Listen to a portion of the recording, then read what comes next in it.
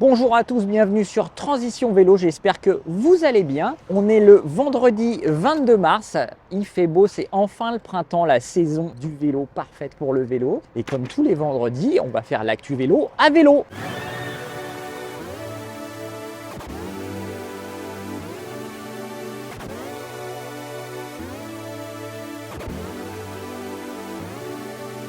Avant de commencer, on va vous encourager à vous abonner. Vous avez dépassé les 1600 abonnés, c'est bien, mais on a toujours besoin de vous. Toujours plus d'abonnés, c'est important pour nous, pour qu'on continue à faire ce qu'on aime faire, c'est-à-dire vous informer sur le vélo, sur l'actualité vélo à vélo. On commence tout de suite par la ville d'Amsterdam qui a décidé de mettre en place une expérimentation pour brider les vélos électriques à distance dans certaines zones. L'idée, c'est d'installer un module GPS connecté sur le moteur. Il va se raccoupler une application qu'on aura sur son smartphone sur le guidon qui va nous prévenir à l'approche de certaines zones que le moteur va être bridé pour qu'on ralentisse. C'est actuellement testé par la conseillère municipale d'Amsterdam.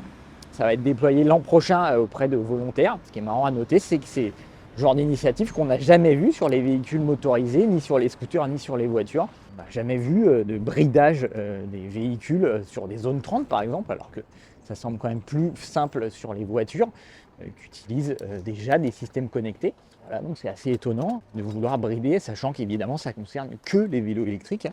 Pas question de brider les trottinettes pour l'instant, évidemment ça ne concerne pas non plus les vélos musculaires, puisqu'ils ne seront pas connectés, ils pourront rouler à la vitesse qu'ils veulent. Voilà, c'est un peu étonnant, mais bon, voilà, c'est une initiative de la mairie d'Amsterdam. Côté nouveau produit, on a Lidl qui a sorti son vélo Krivit. Vélo étonnant, hein, c'est du Lidl, mais bon, le vélo est quand même très bien équipé. Voilà, c'est correct. On a un moteur moyeu à l'arrière à 40 Nm, on a une petite batterie de 360 Wh.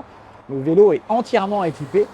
Garde-boue, porte-bagages, béquille. Il a surtout une transmission par-courroie à vitesse unique qui nécessite quasiment aucun entretien. On a des freins à disque hydrauliques de chez Shimano. On a même des pneus Schwalbe qui sont vraiment de qualité. Et tout ça, c'est vendu 1 200 € seulement. C'est disponible en cadre ouvert ou cadre diamant classique. C'est quasiment imbattable sur le marché. Alors évidemment, il y a le côté SAV. Il va falloir voir, parce qu'on se voit mal arriver à la caisse du Lidl avec son vélo. Aller voir la caissière en disant, bah écoutez, j'ai un problème sur mes freins et il faudrait voir comment ça se passe. Là, on va voir avec son vendeur. Et évidemment, arriver avec un vélo Lidl chez un vendeur, c'est un peu mal vu. À l'autre bout du spectre, on a Cowboy qui a annoncé son cross, au moteur moyeu à l'arrière, transmission unique par courroie, ajouter une fourche télescopique inversée de 40 mm de débattement pour aller faire un tour en forêt si on a envie. Le truc, c'est que c'est quand même 3 500 € en précommande et après, ça sera vendu 4 000 € tarif classique. C'est quand même presque 4 fois le prix du vélo Lidl pour une fourche. Voilà, alors les certes définitions sont meilleures. On a une application connectée, mais ça paraît quand même assez hors de prix pour ce type de vélo. Voilà. Entre les deux, on a le Moustache Samedi 28.1 en exclusivité chez Cyclable. Ça reprend l'ancienne génération de moteur Performance Line, moteur pédalier 65 Nm avec une petite batterie 400 Wh. Et l'ensemble fait 23 kg. Franchement, c'est bien équipé. C'est vendu 2 400 €. Alors, c'est peut-être le juste milieu. On a quand même un vélo de qualité. C'est du Moustache. On sait que les composants vont durer. On sait que c'est réparable. Voilà, c'est peut-être la solution, quoi. Le produit qui va bien entre les deux. Enfin, côté sécurité, on a la société américaine eSense qui présente le Shield. Donc, c'est un feu qu'on va mettre derrière le tube de selle à l'arrière. C'est un feu qui fait également feu stop, clignotant et alarme. Alors, feu stop, il intègre l'accéléromètre en fait, et quand on va freiner, il va détecter la décélération.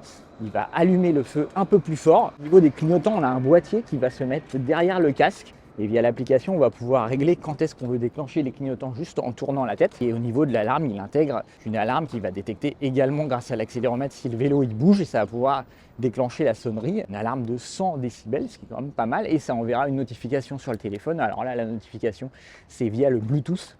On sait que le Bluetooth a quand même une portée limitée. Ils annoncent 300 mètres en champ libre. Bon, en ville, avec toutes les interférences, les murs, autant dire que même si votre vélo est pas loin, il y a moyen de jamais recevoir la notification. Donc c'est surtout intéressant pour nous, pour l'alarme. Le 100 décibels, c'est vendu 75 €. C'est expédié directement depuis les États-Unis. Les frais de port sont gratuits.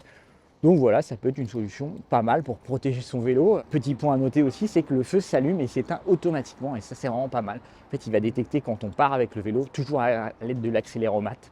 Dès qu'on part, hop, ça allume le feu, on s'arrête, il éteint le feu au bout d'un certain temps, Et ça, c'est très bien parce qu'il y a beaucoup de gens qui oublient souvent d'allumer leur feu. Côté test, j'ai testé les couvre-chaussures hautes de Decathlon.